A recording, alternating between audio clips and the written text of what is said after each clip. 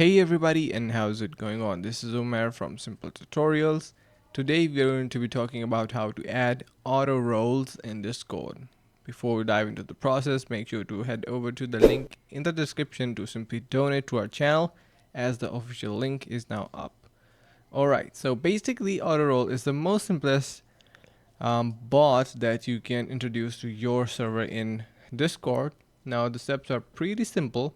What you need to do is um, the bot needs permissions, so basically go to the server settings, roles, and move the @auto role over the roles you want to assign to a new members, and then you're going to be choosing the roles, mission that the roles the bot has to assign. So basically that is what you're going to be doing. So the in detail method is go to server settings, role, and move auto role over to the roles you want to use as reaction roles. And then the step 2 is add a reaction message.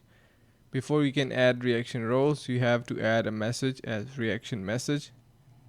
You can do by one right clicking a message and go to apps, then reaction message. And then finally, you're going to be right clicking the message again and choose the apps and reaction role. After choosing one or multiple roles, react to the linked message with your desired emoji. So you can see we have all these instructions to do so, and we have some popular slash commands related to auto role.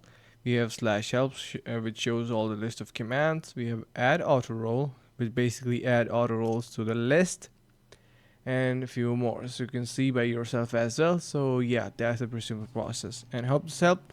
If it is so, make sure to head over to the link from where you can now donate to our channel and support us.